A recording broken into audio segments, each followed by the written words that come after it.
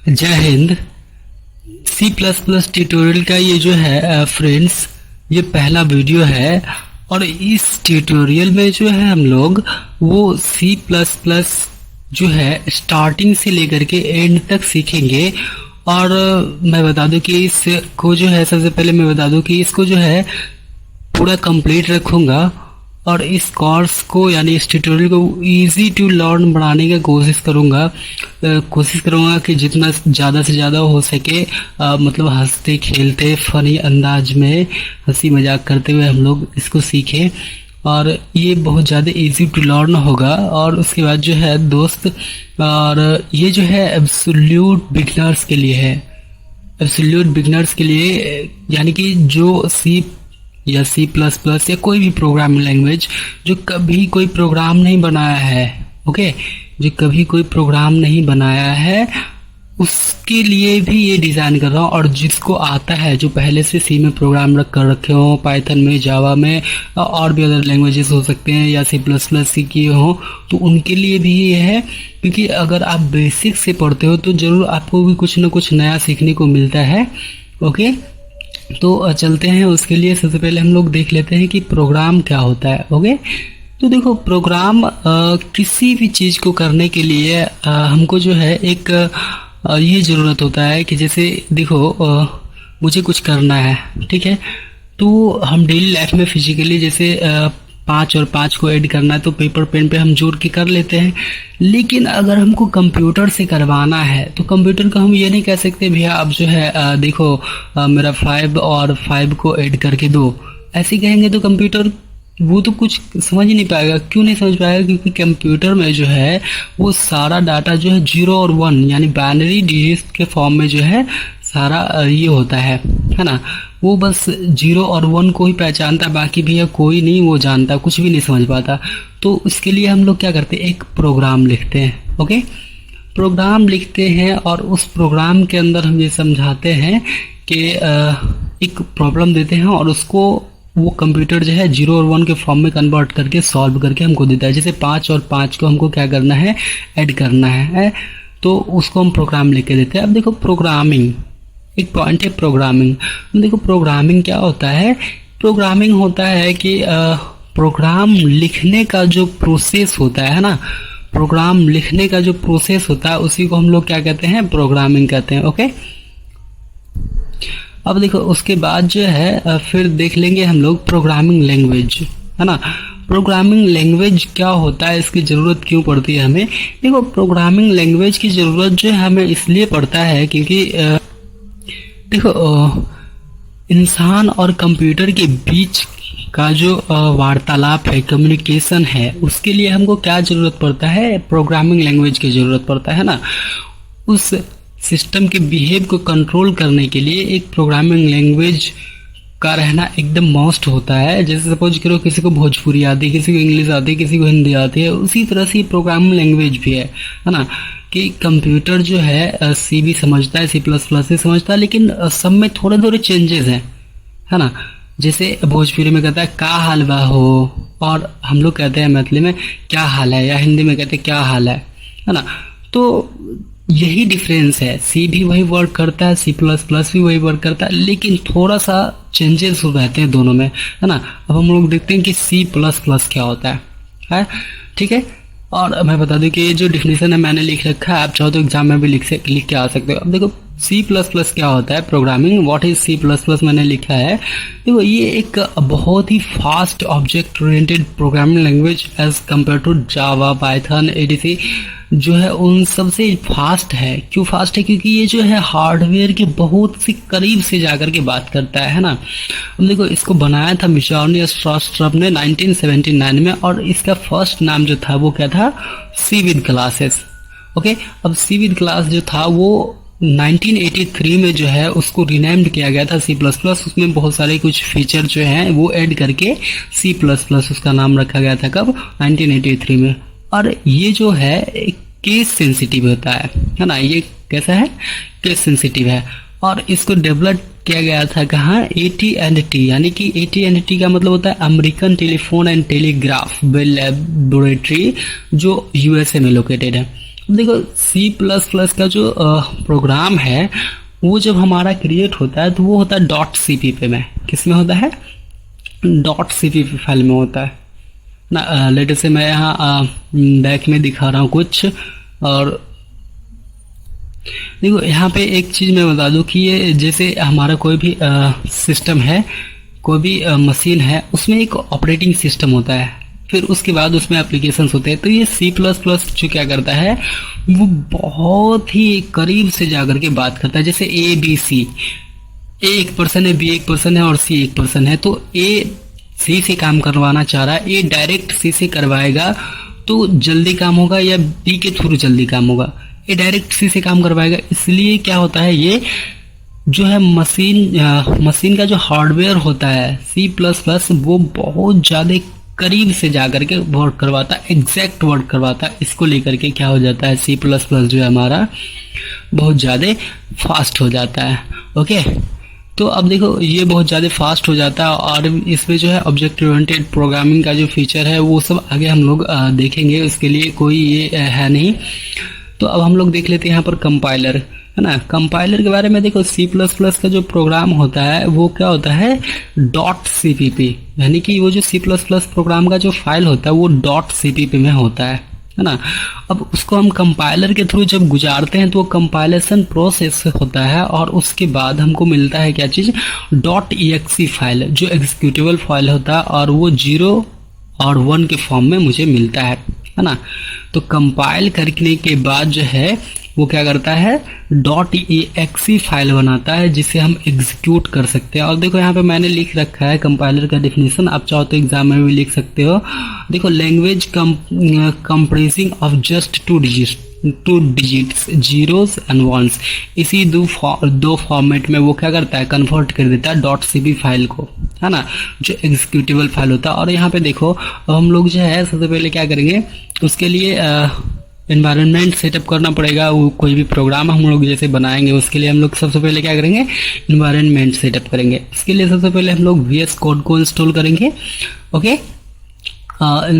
VS code को download करने के बाद इंस्टॉल कर लेंगे। फिर उसके बाद G++ कंपाइलर जो होता है, अभी हम लोग जस्ट बैग में देखे थे कंपाइलर, तो G++ कंपाइलर को जो है हम लोग इंस्टॉल करेंगे। डाउनलोड करने के बाद इंस्टॉल करेंगे, और अपने ब्राउज़र पे जाओ, कोई भी ब्राउज़र हो सकता है, क्रोम, फायरफॉक्स, उसके बाद सर्च करना है minzw इंस्टॉल, और उसके बाद जो है क्लिक ऑन इंस्टॉल, मतलब डाउनलोड होने के बाद जो है इंस्टॉल कर लेना है डबल क्लिक करके, है ना। minzw.org के वेबसाइट से जाना है, वहाँ पर लिंक खुलेगा। minzw.org पे जाने के बाद जो है डाउनलोड टैब को क्लिक करना है। उसके बाद वहाँ पे विंडोज़ आइकन, वहाँ पे अभी जब हम लोग इंस्टॉल करेंगे, डाउनलोड करेंगे, तो शायद विंडोज़ का आइकन ना आए, तो हम अपना ब्राउज़र ओपन कर रहे हैं। यहाँ पर देखो, क्रोम ब्राउज़र मैंने ओपन कर लिया, और यहाँ पे हम जस्ट सर्च करते हैं VS कोड इंस्टॉल, है ना, या डाउनलोड या इंस्टॉल, जो भी आप कर सकते हो,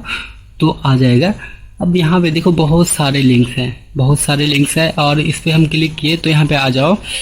यहाँ पे आ गया हमारा विंडोज़ के लिए है 64 बिट, 32 बिट्स, और लिनक्स के लिए, मैक के OS के लिए।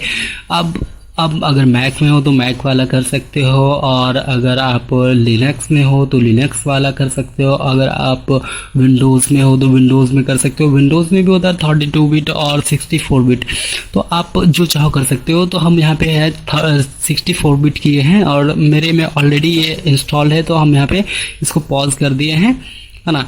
तो अब जाकर के यहाँ पर हम लोग देखेंगे 64 बिट पर क्लिक करके आप लोग तो डाउनलोड कर लोगे। मैंने अभी पॉज किया है क्योंकि मेरे पास ऑलरेडी है, ये ऑलरेडी मेरे में इंस्टॉल है। और आप लोग जो 64 बिट पे जाके क्लिक करके इंस्टॉल कर लोगे। और वो चेक कैसे करोगे कि दिस पीसी पे राइट क्लिक करके प्रॉपर्टीज़ में जाओगे, और प्रॉपर्टीज़ में जाने के बाद जो है आपको यहाँ दिख रहा है कि सिस्टम टाइप में, देखो सिस्टम टाइप में दिख रहा है 64 बिट्स, मैंने हाईलाइट कर रखा है। आप देख सकते हो यहाँ पे 64 बिट्स है। एक बार फिर से दिखा देता हूँ, दिस पीसी पे राइट क्लिक करो, प्रॉपर्टीज़ में जाओ। प्रॉपर्टीज़ में जाने के बाद जो है सिस्टम टाइप देखो 64 बिट्स। आपका यहाँ पे 32 बिट्स है तो आप 32 बिट्स इंस्टॉल कर सकते हो, अगर डाउनलोड कर सकते हो। अगर 64 बिट है तो आप 64 बिट कर सकते हो, है ना। तो मेरे में 64 बिट था तो मैंने 64 बिट कर रखा है। आपका भी अगर 64 बिट है तो 64 बिट पे जो है क्लिक करके डाउनलोड कर लो। ओके, अब जाकर के हमारा नेक्स्ट आता है MinGW। तो MinGW हमने क्या किया, सर्च बार में टाइप किया MinGW इंस्टॉल। ओके, अब देखो यहाँ पे बहुत सारा खुल के आ जाता है। MinGW इंस्टॉल में खुल के आ गया है बहुत सारे लिंक। MinGW 64 आ गया, W64 आ गया, MinGW नीचे में बहुत सारे आ गए हैं। लेटेस्ट मैं नीचे शो करके दिखाता हूँ, बहुत सारे लिंक्स इसके आ गए हैं। और यहाँ पे किसी एक को जो है किसी एक के थ्रू जाकर के हमने क्या करना है, MinGW को डाउनलोड करना है ना। एक ये भी आता है MSYS ऐसे करके आता है, तो उसको भी कर सकते हो। और दोनों अभी हम दिखा देते हैं।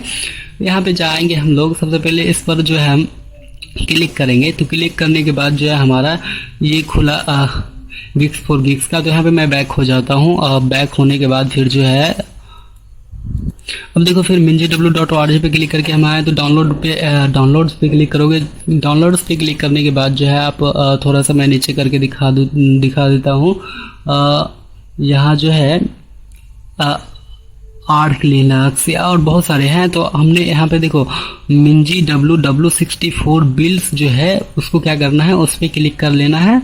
और उस पर जो है उस पर जब क्लिक करना है, क्लिक करने के बाद जो है हमको यहाँ पे देखो वो क्या है, MinGW बिल्ड से है इंस्टॉलेशन। अब देखो MSYS2 है और उसके नीचे में भी देख सकते हो बहुत सारी चीज़ें हैं। नीचे आप चाहो तो पढ़ सकते हो स्क्रॉल करके।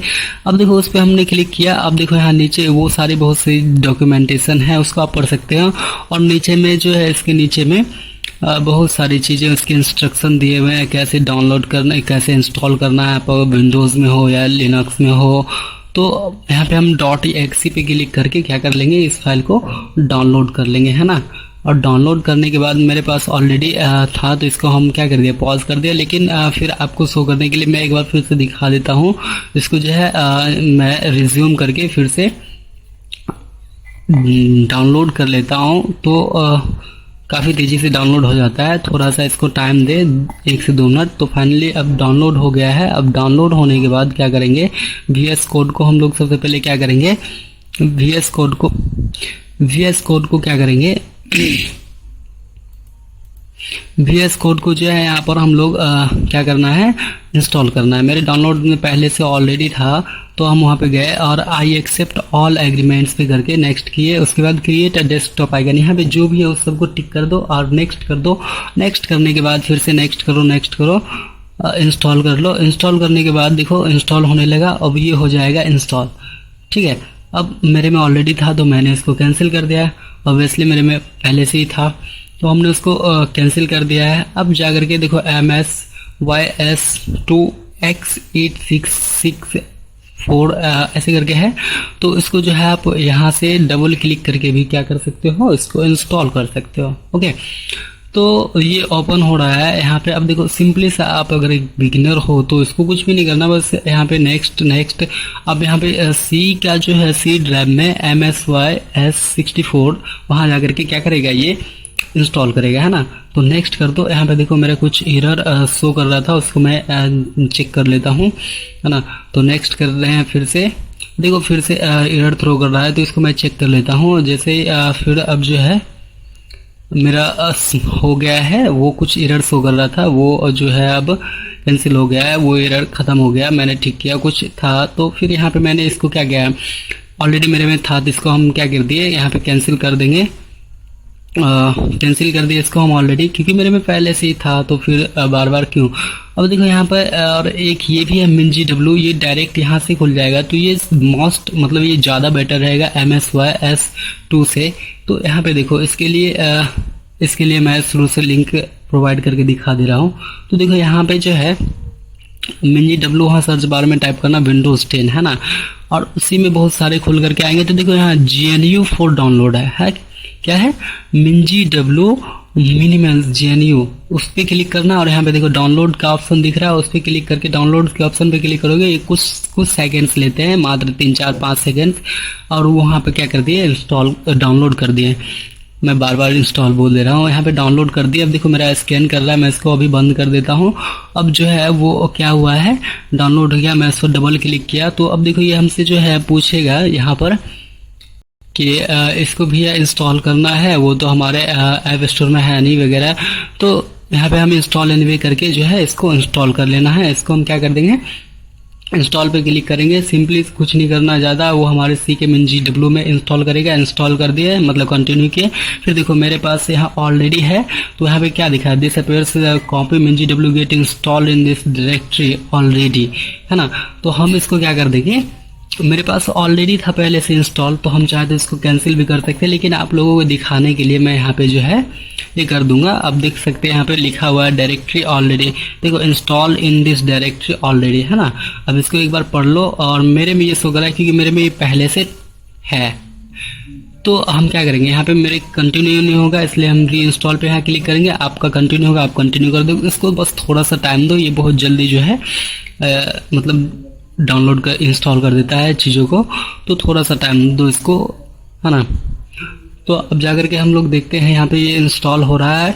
इंस्टॉल हो रहा है तब तक मैं दिखा देता हूँ अपने इसमें। यहाँ पे इंस्टॉल होने के बाद वो कंटिन्यू पे आपने क्लिक करना है ना। देखो मेरा अब जो है ऑलरेडी मेरे दिस पीसी के सी ड्राइव में जाकर के दिखा रहा हूँ आपको।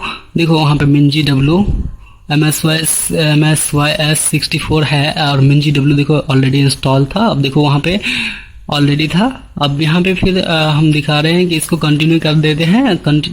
आपने भी ऐसे ही करना है, हम क्वाइट भी कर सकते हैं, लेकिन बट हम आपको दिखाने के लिए कर रहे हैं। अब देखो यहाँ पे मेरा जो टिक किया हुआ है, आप उसको सेम टिक करके, और टिक करने के बाद क्या करना है, एकदम ध्यान से टिक करने के बाद जो है मैं आपको अभी दिखाऊंगा। इसको टिक कर दो ध्यान से। मेरा जो टिक है, आप तीसरे नंबर वाले GCC ऑब्जेक्ट नीचे का जो है उसको नहीं भी करोगे तो कोई दिक्कत नहीं। बाकी दो अभी जो है ये, इसको और ऊपर वाला जो है बेस, इसको जो है टिक कर लेना है 100%। नीचे वाले को नहीं भी करोगे तो कोई नहीं चलेगा, बेस को भी नहीं छोड़ना है ना।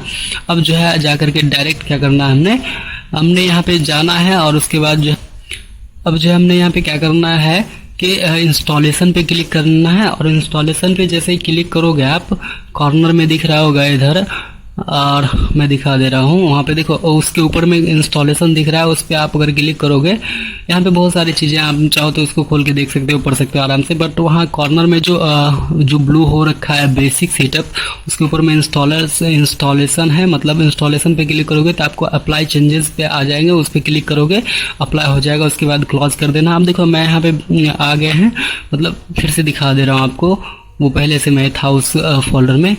यहाँ पर जो है आप क्या करना है, सबसे पहले पावर सेल को जो है क्या करेंगे, विंडोज़ का पावर सेल हम पहले ओपन करके रखे थे।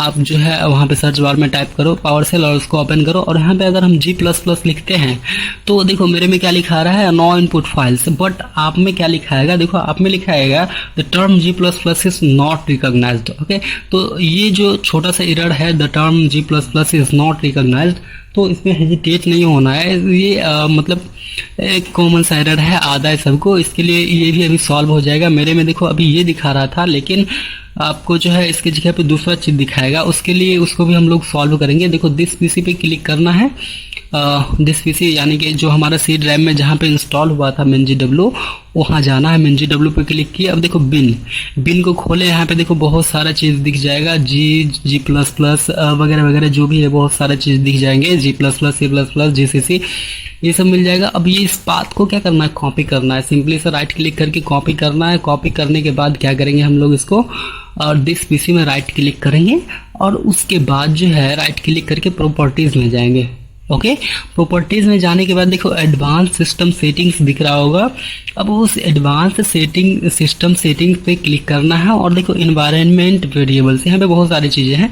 इन्वायरमेंट वेरिएबल्स पे क्या करना है, क्लिक करना है, और क्लिक करने के बाद देखो यहाँ पे नीचे जो है सिस्टम वेरिएबल्स, उसके पाथ पे जा करके क्या करना है, क्लिक करना और एडिट करना।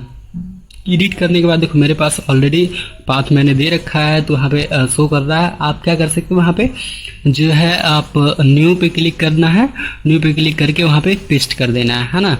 जो आप कॉपी किए थे उस पाथ को पेस्ट कर दिए। मेरे में ऑलरेडी हम पाथ दे चुके हैं, इसको हम यहाँ पे क्या कर देते हैं, हटा देते हैं। उसके बाद जो है आप क्या कर सकते हो, okay okay and then okay करके आ जाओगे। फिर सबसे बड़ी बात क्या करना है कि ये जो पावर सेल है इसको रीस्टार्ट कर लेना है ना। पावर सेल को क्या करना है, रीस्टार्ट करना है ध्यान से। ओके, तो देखो मैं पावर सेल को क्या कर रहा हूँ, कट कर रहा हूँ और फिर से रीस्टार्ट कर रहा हूँ। आप सर्च बार में टाइप करके पावर सेल खोल सकते हैं, और मेरा पहले से था, खुल गया डायरेक्ट। G++। अब आप भी लिखोगे तो आपको भी यही दिखाएगा, no input files compilation terminated. अब ये दिखाएगा आपको, इसका मतलब ये है कि आपका जो G++ है वो इंस्टॉल ऑलरेडी हो चुका है, लेकिन इसके पास कोई इनपुट का फाइल है नहीं। तो देखो अब हम क्या करेंगे, मैंने जो यहाँ पर विजुअल स्टूडियो कोड, MinGW ये सब तो इंस्टॉल हो गया है, डाउनलोड हो गया। अब देखो यहाँ पे हम C++ ट्यूटोरियल का वो जो फाइल था उसको हम खोल रहे हैं। अब देखो यहाँ पर क्या होगा कि इस फोल्डर में, सॉरी मैंने फाइल कह दिया था, इस फोल्डर में देखो कि इस फोल्डर पे राइट क्लिक करके शो मोर ऑप्शन, यानी विंडोज 11 में ऐसा है, और उस आप अगर 10 में हैं तो वहाँ पे डायरेक्ट ओपन विद कोड भी दिख सकता है। अगर 11 में है, यहाँ पे कुछ एरर दे रहा है, पता नहीं क्या है, इसको मैं देख लेता हूँ। तो वो एरर जो है कुछ था, प्रॉब्लम था, जावा स्क्रिप्ट का कुछ एरर था, मतलब सेम लोकेशन के कारण कुछ ऐसा हो गया था। तो अब जो है इस पर हम राइट क्लिक किए, शो मोर ऑप्शन, ये विंडोज 11 में आप 10 कर रहे हैं तो डायरेक्ट ओपन विद कोड भी आपको दिख सकता है। तो आप डायरेक्ट ओपन विद कोड पर क्लिक करके कोड खुल जाएगा। अब देखो यहाँ पे ट्रस्ट है, मतलब उस पर जो है मतलब देखो यहाँ पे वो जो जैसे ही खुला इसमें क्या लिखा रहा है, इसको आप पढ़ लो। यहाँ पे क्या कर रहा है, आई ट्रस्ट द ऑथर्स, यानी भैया माइक्रोसॉफ्ट ने दिया है तो ये तो थोड़ी ना कोई फ्रॉड करने वाला है या मेरे साथ कुछ भी, इसलिए उसमें मुझे ट्रस्ट है, उस पर मैंने क्लिक कर दिया। अब देखो यहाँ पे जो है मेरे इस फोल्डर में ट्यूटोरियल्स 1 का जो एक PPT भी है ऑलरेडी पहले से, तो वो जो है ये हमारा फाइल क्रिएट करने के लिए है ना। तो इस फाइल क्रिएट करने वाले आइकन्स पे हम जो है क्लिक करके एक फाइल क्रिएट कर लेते हैं, tutorial1.cpp।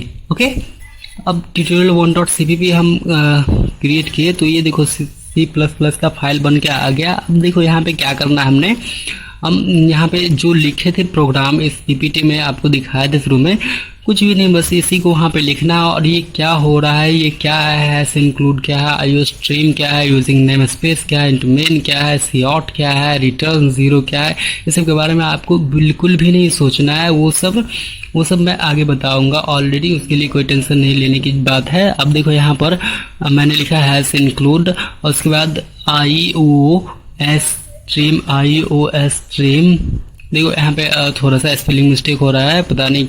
हाँ, IOS स्ट्रीम, हाँ है इंक्लूड IOS स्ट्रीम, मैं लिख दे रहा हूँ। उसके बाद लिखूंगा यूजिंग नेम स्पेस STD, फिर उसके बाद सेमीकोलन लगा दूंगा। ओके, सेमीकोलन लगाने के बाद हम अब क्या करेंगे, इंट मैन लिखेंगे। इंट मैन लिख दिए। उसके बाद जो है देखो यहाँ पर अब हम फिर क्या करेंगे, इसको पैरेंथेसिस से जो है हम दे दिए, ओपन क्लोज पैरेंथेसिस। उसके बाद नीचे में हम उसके बॉडी लगाएं। ये सब क्या है, कैसे होता है, कर्ली ब्रेसेस के अंदर हम लिख रहे हैं COUT, और डबल एंगुलर ब्रैकेट लगाने के बाद हम डबल कोट के अंदर लिख रहे हैं हेलो लर्नर्स, है ना। तो ये सब क्या है, कैसे हो रहा है, जरा सा भी आपको सोचने की जरूरत नहीं। ये सब आगे हम एक एक बिट को एंजॉय करते हुए पढ़ेंगे, एक एक चीज को समझेंगे कि क्या होता है, सेमीकोलन क्यों लगाते हैं। हम देखो फिर यहाँ पे लिख रहे हैं रिटर्न 0, है ना, रिटर्न 0 लिख करके फिर से सेमीकोलन लगा देंगे। तो इस सब के बारे में आपको टेंशन नहीं लेना है कि यहाँ पे यूजिंग नेम स्पेस STD क्यों है, इंट मेन क्यों है, कर्ली ब्रेसेस क्यों है, रिटर्न 0 क्या होता है, इससे पर आपको ध्यान नहीं देना। आप देखो यहाँ पे जो है इस पर क्लिक करके हम एक नया फाइल क्रिएट कर सकते हैं।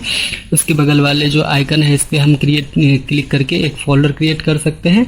हम देखो यहाँ पर ये जो है हमारा एक्सप्लोरर है, एक्सप्लोरर ये सर्च के लिए है, इसके सोर्स कंट्रोल कंट्रोल है, अब देखो यहाँ पर रन एंड डिबग है, और ये हमारा एक्सटेंशन है। और सबसे बड़ी चीज़ हम आपको एक एक्सटेंशन के बारे में बता देता हूँ। इस पर क्लिक करके हमको क्या करना है, इंटेलिसेंस यानी C++ का जो है इंटेलिसेंस क्या करना है, इंस्टॉल करना है। अब ये क्या होता है, देखो मेरे में ऑलरेडी इंस्टॉल है, इसलिए यहाँ पे मैं शुरू में नहीं बता पाया था क्योंकि मिस्टेक हो गया था, मेरे ध्यान से निकल गया था। मेरे में ऑलरेडी पहले से इंस्टॉल था, बाद में अभी आपको दिखा रहा हूँ। तो देखो इंस्टॉल है, वहाँ पे इंस्टॉल अनइंस्टॉल का ऑप्शन आ रहा है। आप वहाँ पे देख रहे होंगे आप ये जो ऑप्शन दिख रहा होगा आपको, देखो मैंने फिर क्या किया, कोड रनर को इंस्टॉल कर रखा है, ताकि जो है वो कॉर्नर में आप दिख रहा होगा वो आइकन आ जाए। तो हम रन कोड पे क्लिक करते हैं। रन कोड पे क्लिक करने के बाद टर्मिनल में हमारा प्रोग्राम चलने लगा। अब देखो यहाँ पे कोई एरर दे रहा है, no input files compilation terminated. तो यहाँ पे क्या हो रहा है, जरा सा मैं देखता हूँ, फिर से वही दे रहा है, no input files compilation error. तो इसको मैं देख लेता हूँ थोड़ा सा, यहाँ पे G++ करके और ये no input files G++ dot slash करके यहाँ पे जो है आप जो आपका फाइल है उसका नाम दे दोगे तो फिर आ जाएगा। फिर से हम देखते हैं यहाँ पे, हाँ तो अब जाकर के मेरा जो ये फिर से नो इनपुट फाइल्स दिखा रहा है, बट वहाँ पे क्या था कि PPT जो था सेम लोकेशन पर था, इसलिए नहीं चल रहा था। अब देखो यहाँ पे G++ लिख करके हमने जैसे ट्यूटोरियल लिख करके टैब दबाया तो वो ऑटोमेटिकली कंप्लीट हो जाएगा। इंटर करोगे तो वो देखो एक a.exe नाम का एक क्या कर दिया है, फाइल बना दिया है ना, एग्जीक्यूटेबल फाइल बना दिया है a.exe नाम करके। वो जो G++ हमारा कंपाइलर था वो क्या किया, a.exe नाम का एक फाइल बना दिया। अब देखो हम क्या करेंगे, इसको क्लियर कर लेते हैं। ये पूरा आपको शायद दिखने में प्रॉब्लम हो नीचे का डिस्प्ले, तो इसको क्लियर कर लिया। अब देखो यहाँ पे क्या करेंगे, डॉट स्लैश, उसके बाद हम कर देंगे a.exe करके इंटर करेंगे। देखो यहाँ पे हमारा आ चुका है हेलो लर्नर्स, है ना, हेलो लर्नर्स जो C के अंदर हम लोग लिखे थे। तो फ्रेंड्स इस वीडियो में इतना ही। अगले वीडियो में हम लोग फिर से चर्चा करेंगे क्या है कैसे है, ओके, ये सब कैसे होता है। Thanks for watching. अगले